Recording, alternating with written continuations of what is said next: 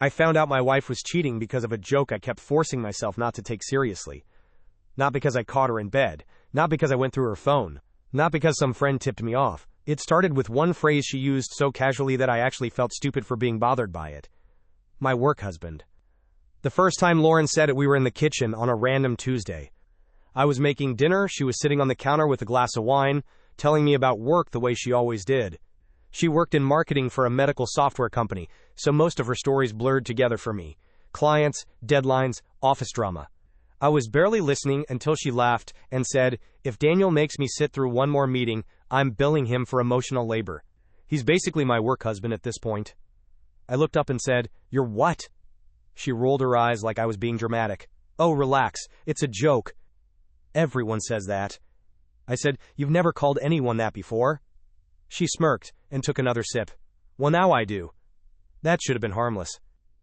I know how it sounds, but something about it landed wrong. Not even because of jealousy. Just the way she said it. Like Daniel wasn't some random coworker. Like there was already this little private world around him, and I was only being briefed on it after the fact. I didn't make a big deal out of it. I just said, "Weird thing for a married woman to say," and went back to cooking.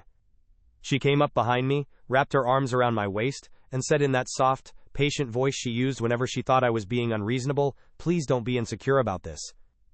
It's embarrassing. That word, insecure, would become her favorite weapon. After that, Daniel's name started showing up everywhere. At first it was easy to ignore. Daniel said this. Daniel and I had to fix that client disaster. Daniel brought me coffee because he knew I was slammed. Daniel is the only person in that office who gets how insane my boss is. It wasn't flirty on the surface. Honestly, that almost made it worse. He wasn't just some guy she joked with. He was suddenly built into every part of her day.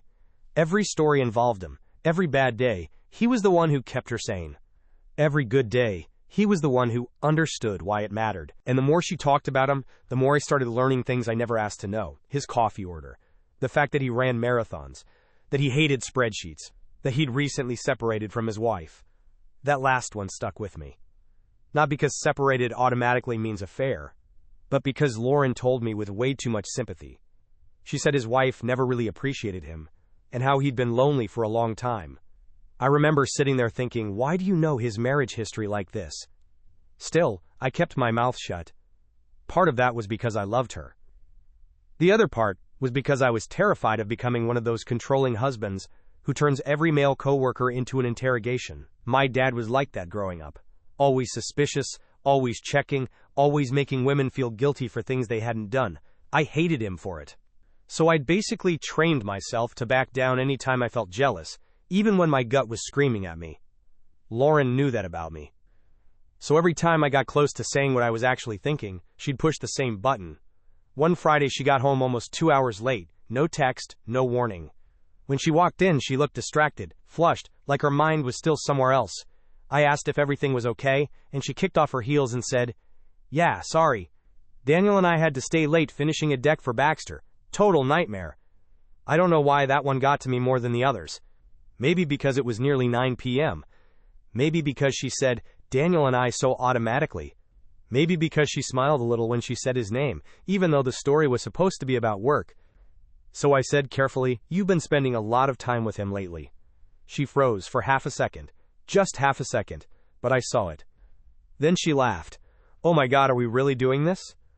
Doing what? The jealous husband thing. She opened the fridge and started pulling out leftovers. "You know he's just my coworker, right?" I said, "I didn't say he wasn't." She turned and looked at me like I was the one creating a problem. "Then what are you saying?" And like an idiot, I backed off. I told her it wasn't a big deal, that I was just asking, that I was probably tired. She accepted that way too easily, kissed me on the cheek, and acted like the conversation had never happened. But that night, while she slept next to me, I lay awake staring at the ceiling, replaying everything. Not because I had proof, because I had that sinking feeling you get when something in your life has already changed, and you're the last person willing to admit it. After that conversation, I stopped arguing with Lauren and started doing something worse. I started paying attention. Not snooping, not checking her phone, just noticing things I'd been trying way too hard to ignore. Lauren had never been protective of her phone before. If it buzzed while she was in the shower, she'd ask me to check it. If I grabbed it to change the song in the car, she didn't care. Then suddenly she did. She started keeping it face down, taking it everywhere. Bathroom, kitchen, laundry room, didn't matter. One Saturday night we were on the couch, and her phone started vibrating under a blanket. I reached for it without thinking, and she snapped, "I got it," so fast it made me freeze. Then she softened and said, "Sorry, I thought it might be work." At almost 11 p.m. on a Saturday. I nodded like I believed her, but I didn't. That's what made the whole thing so hard to explain, even to myself. Every weird moment had a possible explanation. Nothing was dramatic enough to point at and say, "There, that's it." It was all just off. Then the stories stopped lining up. One Wednesday she texted me around 6, saying she'd be late because her boss dumped revisions on her last minute. She got home after 9 and repeated the same story. Crazy evening, annoying changes, stuck at work. 2 days later we were out with another couple from her office, and one of them casually mentioned how dead the office had been that Wednesday because most people left early after a presentation got moved. Lauren didn't react, I did. On the drive home I asked, "I thought you said Wednesday was a mess." She said, "It was. Your coworker made it sound like everyone went home early." She looked out the window and said, "Most people did. Daniel and I stayed." There it was again. Daniel and I. I asked why she'd told me it was her boss keeping her late, if it was really just her and Daniel staying behind. She got irritated immediately. "Why are you interrogating me?" "I'm not interrogating you. I'm asking because your story changed." "It didn't change," she snapped. "My boss wanted revisions. Daniel and I stayed to do them. What's the issue?" The issue wasn't even Daniel at that point. It was how angry she got over basic questions. That night turned into our first real fight about him. I told her something felt off. She told me I was projecting. I said I didn't like how defensive she got whenever I brought him up. She said, "I can't even have a friend at work without you making it weird." That should have made me feel better. It didn't. Because she wasn't talking about him like a friend. She was talking about him like he had his own locked room in her life, and I wasn't allowed near it. After that fight, she went cold for a few days. Not openly mean, just distant enough to make the apartment feel tense. Short answers. Barely touched me. Sat on the opposite end of the couch with her phone in her hand like I'd done something unforgivable. And I folded. I apologized for making her feel accused. Told her I trusted her. Told her I was stressed and probably reading too much into things. She accepted the apology immediately. That was becoming a pattern too. Everything got better the second I took the blame. For a week or two, things actually felt normal again. She was affectionate, funny, more present. She even left her phone out sometimes, which almost felt intentional, like she was feeding me just enough reassurance to keep me quiet. Then came the work dinner. She told me that morning not to wait up because she had a client dinner downtown. I didn't think much of it until that night when I realized I hadn't heard from her once. No text, no check-in, nothing. Around 8:30 I messaged, "How's the super fun dinner?" No reply. At 9:15 I sent, "You alive?" Still nothing. She got home after 11. Not drunk, not sloppy, just weirdly bright. Her makeup was a little smudged, her hair smelled like perfume and outside air, and she had that over-controlled energy people get when they're trying too hard to act normal. "How was dinner?" I asked. "Long," she said, dropping her purse by the door. "With clients?" "Yeah." "Too fast." I asked who went. She sighed immediately, like I was already exhausting her. "A few people from the team, some clients, Daniel, I don't know, like 8 people." The way she slipped his name in only after I asked made my stomach turn. I said, "Can you honestly tell me there's nothing weird going on here?" She went still. Then she looked at me and said very quietly, "I can't do this if you're going to act crazy every time another man exists near me." Crazy. Not insecure this time, crazy. And that one hit harder than I expected, because it made me realize what she'd been doing for months. Every time I got close to trusting my own instincts, she made the conversation about my behavior instead of hers. I remember standing there in our living room thinking I didn't feel like her husband anymore. I felt like a problem she was managing. And 3 nights later, purely by accident, I saw the first message that made my blood run cold. It happened on a Sunday night, and if I hadn't gotten up for water, I probably would have stayed in denial a lot longer. Lauren had fallen asleep on the couch with her phone in her hand. The TV was still on, volume low, some trashy reality show playing in the background. I was walking to the kitchen when her phone buzzed against the cushion and lit up. I glanced over. "Daniel, I miss your face already." I actually stopped in the middle of the room. For a second I just stared at the screen, trying to convince myself there had to be context I wasn't seeing. Some joke, some office thing, some explanation that didn't make my stomach drop straight through the floor. Then another message came through before the screen went dark. Daniel, today was worth it though. That was it. That was the moment all the little pieces I'd been trying to ignore snapped together in the ugliest way possible. I didn't touch her phone, didn't open anything, didn't wake her up. I just went into the kitchen, poured a glass of water with shaking hands, and stood there in the dark trying not to throw up. Because now I knew two things. First, this was not just work husband office humor. Second, she had been lying to me for months. I barely slept. Every time I closed my eyes, I saw those messages again. I miss your face already. Today was worth it though. Worth what? Drinks? Dinner? A kiss? A whole afternoon together, while I sat at home thinking my marriage was just going through a weird, rough patch? By morning, I'd made one decision. I was staying calm. No yelling, no grabbing her phone, no dramatic blow-up she could twist into me being unstable. I just wanted the truth. Lauren was in the kitchen making coffee when I came downstairs. She looked completely normal. Oversized t-shirt, messy bun, humming to herself while the kettle boiled. That almost made it worse. I sat at the table and said we need to talk about Daniel. She froze for half a second, then turned around with her mug. What about him? I saw a message last night. There was the smallest shift in her face, not guilt exactly, more like quick mental math. What message? Don't do that, I said. You know what message? She set the mug down slowly. I really don't. I looked at her and said, he texted you that he missed your face already, then he said yesterday was worth it. For a second I thought she might just tell me the truth. Instead, she crossed her arms and said, so you were reading my messages while I was asleep? I actually laughed. Not because it was funny, because it was shameless. I saw 2 texts pop up on your lock screen. I said, that's your defense? I'm asking why you were looking at my phone. No, you're trying to make this about me because you know how bad it sounds. Her face hardened immediately. It sounds bad because you're choosing to make it sound bad. That sentence still makes me angry. I asked her, as calmly as I could, have you crossed a line with him? No. Emotionally? No. Physically? No. She answered too fast. Too clean, like she'd already rehearsed it. Then explain the messages, I said. She sighed and rubbed her forehead like I was exhausting her. Daniel's going through a rough time with the divorce. We grabbed drinks after the client dinner because he needed to vent. That's what today was worth it means. He was thanking me for being there. I stared at her. And, I miss your face already. She shrugged. It's a joke. A joke. Same word she'd used from the start, like she could slap it over any boundary and make it harmless. I said, do you hear yourself? What I hear, she snapped, is my husband accusing me of cheating because a friend texted me something stupid. Friend. Not coworker this time. Not work husband. Just whatever label made him easiest to defend. So I asked the only thing left to ask. Let me see the rest of the messages. That's when the mask slipped. Her whole body went stiff. Absolutely not. If there's nothing there, show me. No. Why? Because I'm not rewarding this behavior. That sentence hit me like a slap. Rewarding this behavior. Like I was some paranoid lunatic, begging for proof, not her husband trying to understand why another man was texting her like that. I said private conversation or hidden conversation. That landed. I saw it in her face.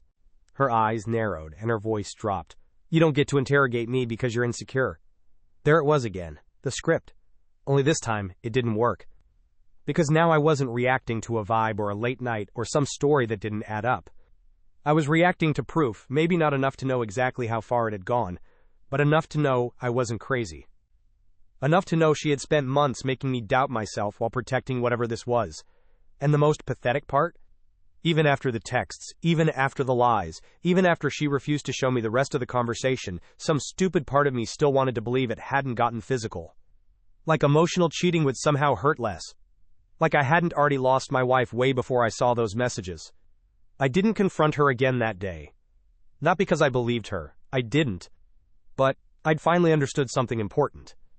If Lauren thought she could talk her way out of this, she would. She'd keep changing labels. Coworker, friend, joke, rough patch, misunderstanding. until I got exhausted and backed off like I always did. So I stopped asking for honesty and started checking facts. The first thing I checked was the client dinner. Lauren had told me it was a work thing. Clients, team members, long night, boring obligation. Fine. But now that I knew she'd gone for drinks with Daniel after, I wanted to know how much of the night was actually true. I didn't have to do anything dramatic to find the first crack.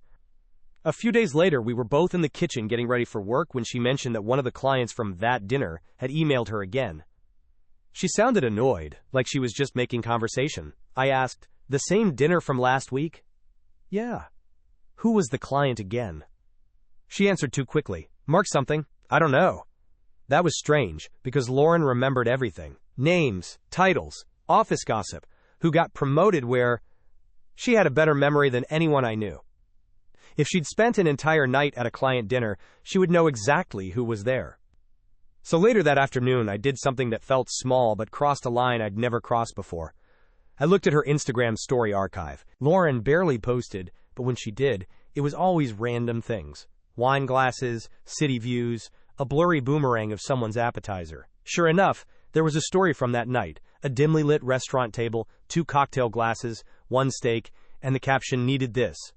No clients, no group dinner, no work table full of people. Just 2 drinks, 2 plates, 2 place settings. I stared at it for a long time. Technically, it still wasn't proof. Maybe someone else had taken the photo and left. Maybe more people came later. Maybe I was being insane and building a murder board over a steak dinner. But I already knew what my gut was telling me. That night I asked her, how many people were at that dinner again? She was folding laundry on the bed and didn't even look up. I told you, like 8? 8 at dinner? Or 8 total including drinks after? She stopped folding. Why are we doing this again? Because your story keeps changing. It's not changing. I pulled up the story on my phone and held it out. Then where are the other 6 people? She looked at the screen, and for the first time in months I watched her genuinely lose control of her expression. Just for a second. Then she recovered and said, that was after everyone left. So it was just you and Daniel. She tossed the shirt onto the bed. For 1 drink, he was upset. You told me it was a client dinner. It was. You told me you got home late because of the dinner, not because you stayed out alone with him. She stood up so fast the laundry basket tipped over. I didn't tell you, because I knew you'd react like this. That one hit me hard because it was so familiar. Not I hid it because it looked bad. Not, I'm sorry I lied, just I lied because of how you'd react. I said, do you hear yourself? You're saying the problem is my reaction, not the fact that you're having private late-night drinks with a guy who texts you that he misses your face. She crossed her arms and gave me that look I'd started to hate, that cold, superior look that said she had already decided I was the irrational one. Nothing happened, she said. Then why lie? Because you don't know how to let anything go. That's when I realized something brutal. She wasn't trying to convince me anymore. She was trying to wear me down. Not with 1 big lie, but with 10 smaller ones. Enough confusion, enough defensiveness, enough blame shifting that eventually I'd stop chasing the truth because I was too tired to keep holding it. And it almost worked. The only reason it didn't is because 2 nights later, I got the confirmation I'd been dreading. Lauren was in the shower. Her Apple Watch was on the bathroom counter charging. I wasn't even looking for it. I went in to grab toothpaste from the cabinet because ours was empty downstairs, and the watch lit up right as I reached past it. Message preview. From Daniel. I know you said we can't do hotels anymore, but I missed last month. I just stood there, staring at those words. We can't do hotels anymore. I missed last month. There it was. No ambiguity, no office joke, no friend going through a divorce, no misunderstanding I could gaslight myself out of. Hotels. Last month. Meaning, whatever was happening hadn't just crossed a line recently, it had been physical for a while. Long enough for there to be rules, long enough for there to be a last month. My whole body went numb. And the sickest part was how quickly my brain started rewinding everything. The Wednesday she came home late saying she had revisions. The client dinner. The weekend she suddenly had team drinks. The random Thursday a month earlier when she told me she was staying overnight at her friend Melissa's because they'd had too much wine and it wasn't safe to drive. Melissa, who I now realized I had never actually heard from that night. I didn't feel angry at first. I felt stupid. Stupid because I'd spent months trying to be fair, trying not to be controlling, trying to trust my wife while she stood in my kitchen and made me feel crazy for noticing the obvious. And when she stepped out of that shower 20 minutes later, wrapped in a towel and acting like it was a normal Tuesday night, I already knew one thing. This conversation was going to end my marriage. She walked out of the bathroom in a towel, drying her hair like it was a completely normal night, and I was sitting on the edge of the bed trying to figure out how to say something that would blow up my entire life. She looked at me once and stopped. "What?" I said, "I saw the message on your watch." Her face changed instantly, not confusion, not shock. Just that same split-second calculation I'd seen before, except this time she knew she didn't have enough room to maneuver. "What message?" I almost laughed. "Seriously?" She stayed still, gripping the towel tighter. "What message exactly?" "The one from Daniel, about hotels, about last month." That was the first time she actually looked scared. Not guilty, scared. She sat down slowly in the chair by the window and stared at the floor for a few seconds, like if she waited long enough, maybe I'd fill the silence for her. I didn't. Finally, she said, "It's not what you think." Of course it was. I asked her one question: "Did you sleep with him?" And for a second, just a second, I thought she might still lie. Then she said, very quietly, "Once." I remember feeling almost detached when she said it, like my brain rejected the word before it could fully land. "Once," I repeated. She nodded without looking at me. "It was a mistake." That word made me angrier than anything else. A mistake is forgetting to pay a bill, taking the wrong exit, sending an email too early. Booking a hotel room with another man is not a mistake. I asked when. She said a few weeks ago. I said try again. She looked up. "What? You don't have rules about hotels after sleeping together one time a few weeks ago. Try again." That landed, because she knew I was right. Her mouth opened, then closed again. "How long?" I asked. She rubbed her face and said, "I don't know." Bullshit. How long? Why does that matter? That almost sent me through the wall. "Why does it matter?" I said. "Because every single time I asked you about him, you made me feel insane. Because you looked me in the face and called me insecure and crazy while you were sneaking around with him, so yeah, it matters." She started crying then, real tears. And for about 3 seconds I almost folded again, because that's what I'd been trained to do, see her cry and switch from angry to comforting. Then she said, "I never meant for it to happen." And just like that, the sympathy died. I asked her if it was only physical once. She hesitated. That was enough. "Was it only once?" I asked again. "No," she whispered. I stood up and walked to the other side of the room, because I genuinely thought if I stayed still I was going to break something. "How many times?" "I don't know exactly." "Stop saying that." "I don't know, okay? A few." "A few." I turned around and looked at her, and realized I didn't recognize the person sitting in that chair. Not because she cheated. As insane as that sounds, even then it wasn't just the cheating. It was the months of lying layered on top of it. The rehearsed denial. The way she'd managed me the whole time, like I was some obstacle between her and the life she actually wanted. I asked when it started. She said around the time Daniel separated from his wife. I did the math in my head. That was almost 5 months earlier. 5 months of jokes. 5 months of "you're being insecure." 5 months of me sleeping next to someone who already belonged partly to someone else. I asked the question I didn't want the answer to. "Did you ever come home to me after being with him?" She didn't answer. I asked again. She covered her face and started crying harder, and that was all the answer I needed. I can't even explain what that felt like. It wasn't just betrayal anymore. It was disgust. Humiliation. The realization that parts of my own marriage had been fake for months, and I'd been the only person in it who didn't know. Then, because apparently she still had more damage to do, she said, "Things between us haven't been good for a while." I just stared at her. There it was, the pivot, right on schedule. Not "I'm sorry," not "I'm a coward," and I blew up our marriage instead of talking to you. Straight to the rewrite. Our marriage was already broken. I said, "So this is my fault now?" She shook her head fast. "I'm not saying that." "You kinda are." "No, I'm saying I felt lonely. I felt disconnected from you. You've been checked out for months." That part almost made me laugh, because the only reason I'd seemed checked out was that I'd been slowly going insane trying to figure out why my wife was acting like she had 1 foot out the door. I asked, "Did you ever plan to tell me?" She was quiet for too long. And that silence told me everything. If I hadn't seen the messages, if I hadn't seen the watch, she would have kept going, maybe ended it eventually, maybe not. But she would have let me keep apologizing for noticing it while she played house with me and slept with him behind my back. I said, I want you to call him, right now. Put it on speaker. She looked up immediately. What? Call him. No. That no was so fast, so instinctive, that it told me there was still more I didn't know. I said, you're still protecting him. I'm not protecting him. Then call. She stood up, towel clenched tight, eyes red, and said, I'm not doing this. And that's when I knew this wasn't just about catching her anymore. It was about finding out how much of my life had been a lie. She stood there in that towel, eyes red, arms folded across her chest, and refused to call him. That was the moment something in me finally shut off. Not snapped, not exploded, just shut off. Because up until then, some pathetic part of me was still hoping there was one last piece of truth she could offer that would make this make sense. Not make it okay. Nothing was ever going to do that, but at least make it honest.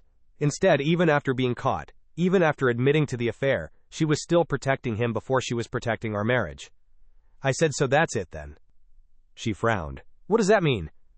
It means you're still choosing him. That's not fair. I laughed at that, actually laughed. Fair? I said. You had a months-long affair, lied to my face, made me feel crazy every time I questioned you, and now you're worried about what's fair. She sat back down in the chair and started crying again, but by then, it wasn't doing anything to me. A few hours earlier, I probably would have gone to her, put a hand on her shoulder, softened my voice, asked if she was okay. Now I just looked at her and felt tired. Not angry tired, bone tired. Like my body had finally caught up to what my gut had known for months. I asked one more time, how long? She wiped her face and said, since February. It was October. I actually had to sit down after she said it. February was before the work husband joke, before the late nights got weird, before I started asking questions. Which meant by the time she was making little jokes about him in our kitchen, the affair had already started. She had been introducing her affair partner into casual conversation after sleeping with him. I don't know why that detail hit me so hard, but it did. Maybe because it made every memory feel contaminated, every dinner where she said his name, every time she told me I was insecure, every time she let me stand there feeling guilty for noticing exactly what was happening. I asked if Melissa knew. She hesitated, which was enough. Your friend covered for you? She only knew once, Lauren said quickly. I told her I was staying with her because I panicked. Once that you admit to, I said. She didn't answer. Then came the part one think I'll always hate the most. Not the affair, not even the lying, the rewriting. Lauren started talking about how unhappy she'd been, how disconnected we were, how she didn't feel seen, how Daniel had been there at a time when she felt lonely and overwhelmed and like our marriage had turned into routines and bills and passing each other in the kitchen. I just sat there listening to her build a story where cheating on me was some tragic side effect of her emotional needs not being met properly. And I'm not going to pretend our marriage had been perfect. It wasn't. We'd both been tired, busy, less intentional with each other than we should have been. That's what happens when you're married and life gets boring and work gets heavy and nobody's in the mood to do a relationship TED Talk every night. But I never cheated. I never took some woman from work out for drinks and then came home and called Lauren crazy for noticing I smelled different. That's the part she kept refusing to understand. Marriage problems are not a group project when only one person decides to solve them by sleeping with someone else. At one point she said I didn't mean to fall into this. And I remember thinking, you didn't fall into anything. You sent texts, you met him after work. You lied about dinners, you booked hotels, you built a whole second relationship while making me question my own sanity. That's not falling, that's choosing. Over and over again. I told her I wanted her out of the house. She looked stunned, like some part of her had genuinely expected this to turn into a long emotional repair conversation instead of the obvious consequence of cheating on your husband for 8 months. You're kicking me out? Yes. Where am I supposed to go? I almost said Daniel's, but I didn't have the energy. She ended up calling her sister around midnight. I sat in the living room while she packed a bag upstairs, and I could hear drawers opening and shutting. Hangers scraping, muffled crying, her walking back and forth across the bedroom floor like this was all somehow happening to her. Before she left, she stood by the front door and said, I do love you. I looked at her and said, I think you love not being the bad guy. She flinched like I'd slapped her. Then she left. The silence after the door shut was so heavy it felt unreal. I just sat there on the couch, staring at nothing, in the same room where I'd seen the first text, and replayed the last few months over and over. Not looking for ways to forgive her, looking at all the moments I'd betrayed myself. Every time I'd swallowed a question because I didn't want to seem controlling. Every time I let your insecure shut me up. Every time I accepted an explanation that made no sense, because trusting her felt easier than facing what it would mean if I was right. That's the part one still think about the most. Not just that she lied. It's that I helped her do it by doubting myself every single time my instincts tried to protect me. I used to think trust meant giving someone the benefit of the doubt until you had undeniable proof. Now I think that's how people like Lauren get away with things for as long as they do. Because decent people don't want to believe the person they love is capable of calmly looking them in the eye and making them feel insane while building a whole second life behind their back. But some people absolutely can. And if there's one thing I learned from all of this, it's that being trusting and being blind are not the same thing. I spent months confusing the two. She never did.